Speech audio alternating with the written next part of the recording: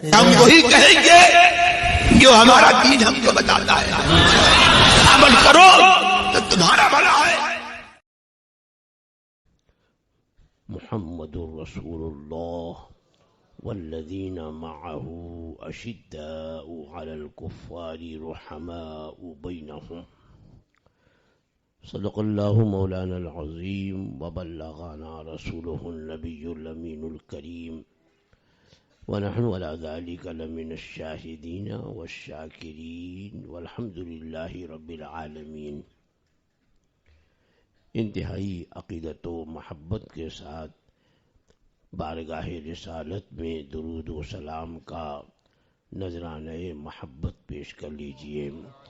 اللہم صلی علی سیدنا و مولانا محمد معدل الجود والکرم وآلہ الکرام وابنہ الکریم وبارک وسلم صلاۃ و سلام علیک یا سیدی یا رسول اللہ صلی اللہ تعالی علیہ وسلم.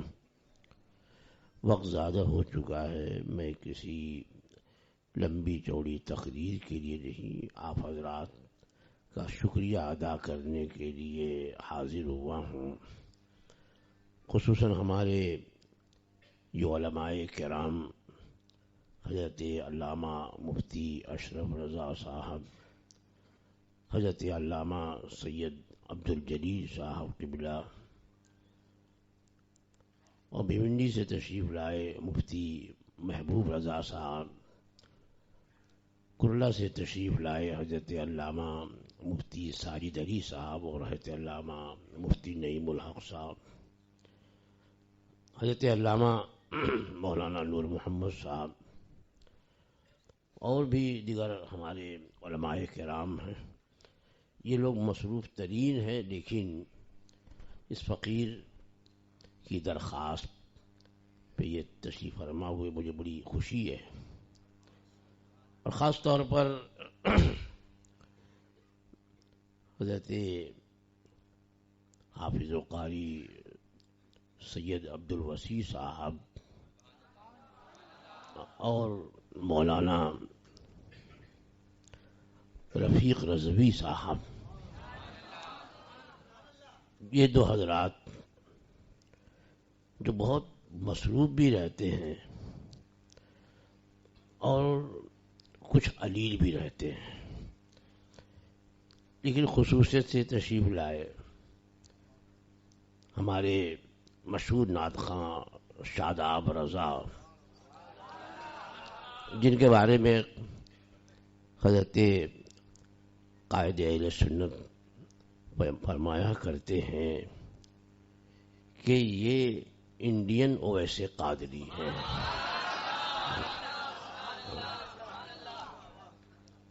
باوجود علالت کے وہ بھی تشریف لائے، انہوں نے بھی نعت کلام پیش کیا. اور مشہور نعت خواں اندلیب رسالت جناب صادق رضا رضوی صاحب،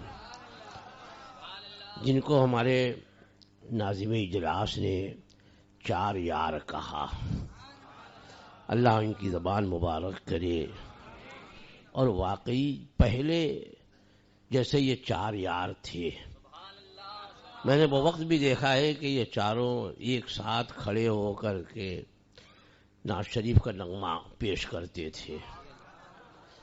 پھر دوری کیا چیز ہے؟ میں نے آج سے تقریباً 3 سال یا 4 سال پہلے دونوں حضرات کو بیٹھایا، اختلافات دور ہوئے، دونوں ایک دوسرے سے گلے لگے. آئندہ کوئی کسی کے خلاف کسی طرح کی کوئی پوسٹ وغیرہ نہیں کرے گا، لیکن پتہ نہیں. اچھا، پھر اس کے بعد یہ لوگ ایک ساتھ جلسے میں شریک بھی ہوتے رہے اور پھر اچانک پھر دوری ہو گئی. اب ان لوگوں سے گفتگو ہوئی تو نہ انہوں نے ان کے خلاف کہا نہ انہوں نے ان کے خلاف کہا. اب کون خلاف بولتا ہے؟ چاہے ان کے چاہنے والے بولتے ہیں یا ان کے چاہنے والے بولتے ہیں. اس میٹنگ میں میں نے یہ عرض کر دیا تھا کہ سب سے پہلے تو آپ لوگ اپنے اپنے عقیدت مندوں کو لگام دیں. وہ محبت میں دوسروں کی اہانت کر دیتے ہیں، یہاں تک کہ علماء کی اہانت، مفتیان کرام کی اہانت، یہ محبت نہیں ہے، یہ محبت نہیں ہے۔ ایسی تعریف کہ کسی کی تذلیل ہو، خود حدیث پاک میں منع ہے، یہاں تک کہ رسول اکرم سید عالم صلی اللہ تعالی علیہ وسلم نے خود اپنی تعریف کے جس میں اس موقع فرمایا کہ مجھ کو یونس ابن متہ پر، یعنی حضرت سیدنا یونس علیہ السلام پر فوقیت دینا اس معنی میں کہ وہ موقع پڑا تو اب آبادی چھوڑ کے چلے گئے معاذ اللہ، اس طرح کہنا، اور حضور موقع پڑا تو ڈٹے رہے، تو اس میں ایک نبی کی اہانت کا پہلو نکلتا ہے۔ سرکار نے ایسی تعریف سے منع فرمایا، اپنی تعریف کرنے سے اس طرح منع فرمایا۔ ہم تو امتی ہیں، اس لیے میں ان دونوں شخصیتوں سے کہنے کا حق رکھتا ہوں، کیونکہ حضور تاج الشریعہ علی رحمت و رضوان نے مجھے بامبے شہر کا قاضی بنایا ہے۔ سبحان اللہ، سبحان اللہ، یعنی قاضی شرع، نکاح خاں والا قاضی نہیں، سبحان اللہ، سبحان اللہ، بے شک۔ کہ بورڈ پہ لکھا رہتا ہے چیف قاضی، اب وہ نعت خاں کر رہا ہوں، نکاح خاں ہے نہیں، مجھے یہاں کا قاضی شرع بنا رسول بلاد بمبے کا۔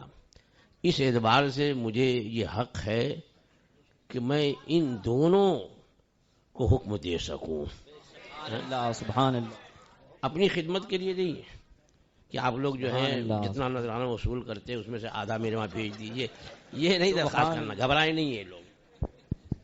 میں مسلک کا درد رکھتا ہوں، بے شک، بے شک، میں چاہتا ہوں کہ آج مسلک حق پہ ہر طرف سے یلغار ہے، صلح کلیت تیزی سے بڑھتی جا رہی ہے، نئے نئے نام کے ساتھ نئے نئے فرقے پیدا ہو رہے، اپنے کو سنی بھی بولتے ہیں اور صحابہ کرام کو گالی بھی دیتے ہیں، معاذ اللہ، معاذ اللہ، تو مسلک حق پہ ہر طرف سے یلغار ہے، اور ہم اگر آپس میں متفق نہیں ہوئے، ہمارے اندر اتحاد نہیں رہا، تو ہمارے مسلک کا زبردست نقصان ہے۔ اس لیے اگر ہماری کسی طرح سے سبکی ہوتی ہو، ہمارے سلسلے میں کوئی تذلیل ہماری کرے، ذلت کرے، یہ ہمارا ذاتی معاملہ ہے، لیکن میرے دوستوں، میرے بزرگوں، مسلک کے معاملے میں متحد ہو جاؤ، بے شک، بے شک، مسلک کے معاملے میں متحد ہو جاؤ، اور آپ سب اپنے اپنے ماننے والوں کی زبان بند کرو، ان کے قلم پر پابندی لگاؤ کہ بھائی یہ ہمارا معاملہ ہے، وہ ہمیں گالی دی، ہم نے معاف کیا، انہوں نے ان کو گالی دیا، انہوں نے معاف کر دیا۔ معاف کرنا یہ اللہ کو پسند ہے، سبحان اللہ، بے شک، معاف کر دینا یہ بڑائی ہے۔ اسی لیے کسی بزرگ نے ایک بات کہی، پوچھا گیا ان سے کہ یزید کا کیا معاملہ ہے، یزید کا کیا ٹھکانہ ہوگا، تو انہوں نے فرمایا کہ اگر یزید کا معاملہ امام حسین کے سپرد کر دیا جائے تو امام حسین ضرور اسے معاف کر دیں گے، ان کے گھر والوں کو اس نے بھوکا پیاسا مارا، قتل کیا، کتنی اذیتیں دی، لیکن امام حسین اللہ اکبر ہمارے رسالت کے پروردہ ہیں، رحمت للعالمین کی گود میں انہوں نے پرورش پائی ہے، آنکھ کھولی ہے۔ تو انہوں نے فرمایا کہ اگر اس کا معاملہ امام حسین اہل بیت اطہار کے سپرد ہوگا تو وہ لوگ معاف کر دیں گے۔ تو بات تو یہ ہے، یہ لوگ اتنے رحم دل، اسی لیے صحابہ کرام رضوان اللہ تعالی علیہم اجمعین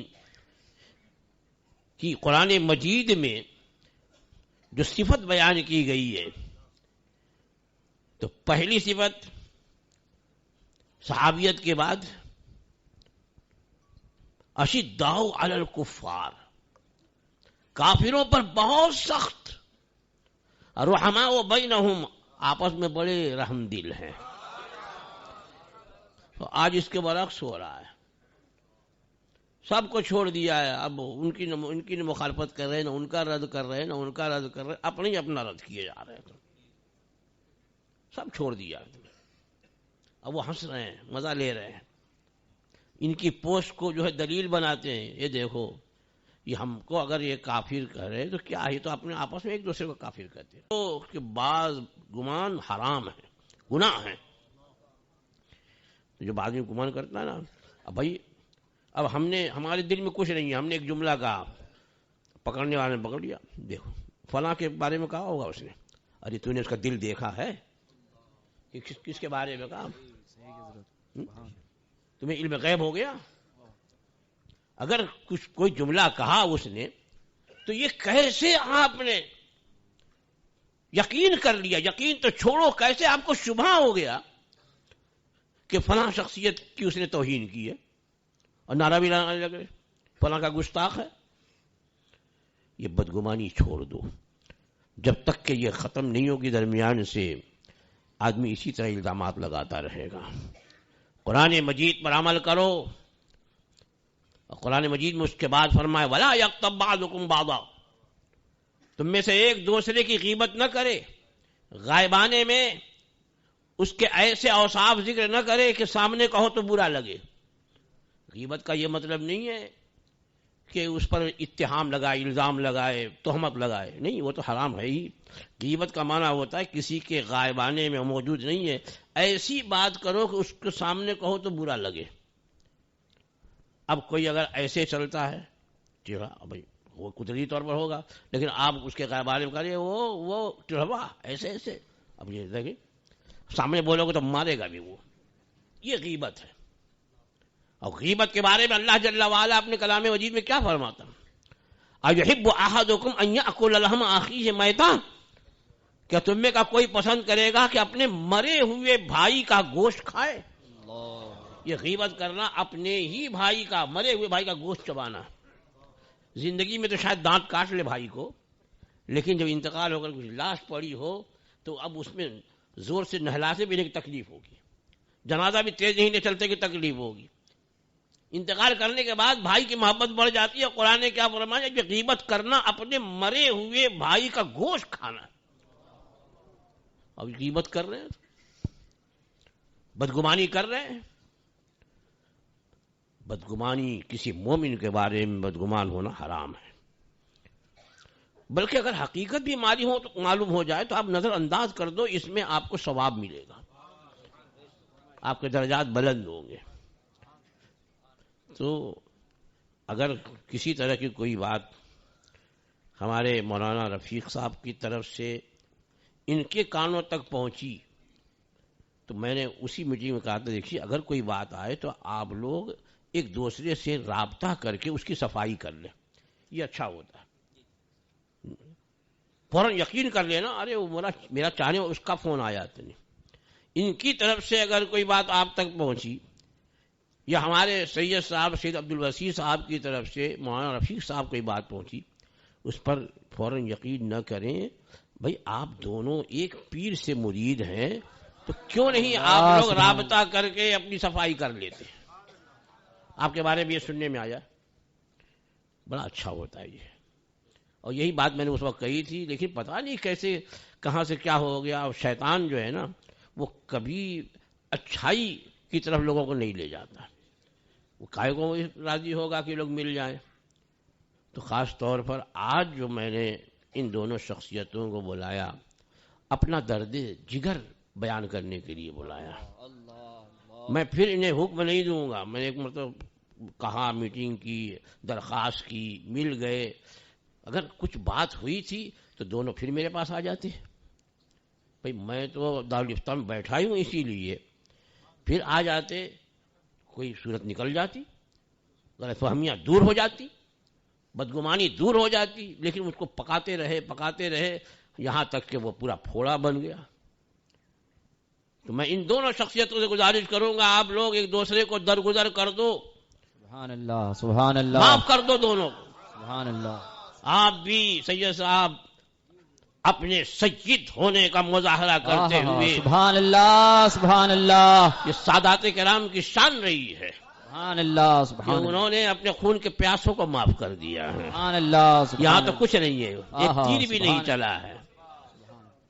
اور میں حضور تاج الشریعہ کے بڑے قریب رہنے والے مولانا رفیق صاحب سے بھی عرض کروں گا، آپ کو آپ کے پیر و مرشد کا واسطہ، سبحان اللہ، سبحان اللہ، آپ اپنے دل سے اگر کچھ ہے دل میں اسے نکال دو اور آپ دونوں شیر و شکر ہو جاؤ۔ سبحان اللہ، سبحان اللہ، یہ میری درخواست ہے، سبحان اللہ، اگر یہ سبحان لوگ اللہ، منظور کریں، قبول کریں تو میرے لیے بہت بڑا انعام ہے ان کی طرف سے۔ اور اگر سبحان اللہ، سبحان تو اللہ، سید صاحب فرما رہے ہیں کہ آپ حکم دے سکتے ہیں، درخواست مت کیجیے۔ ہاں، تو ملا دیا جائے گا۔ اور ماشاءاللہ ہمارے مولانا رفیق صاحب بھی کچھ سبحان فرمائیں اللہ، گے۔ آپ کا اگر دل دکھا ہے، سبحان اللہ، آپ کا دل کسی بات سے دکھا ہے تو سید صاحب کی طرف سے میں آپ سے معافی مانگتا ہوں۔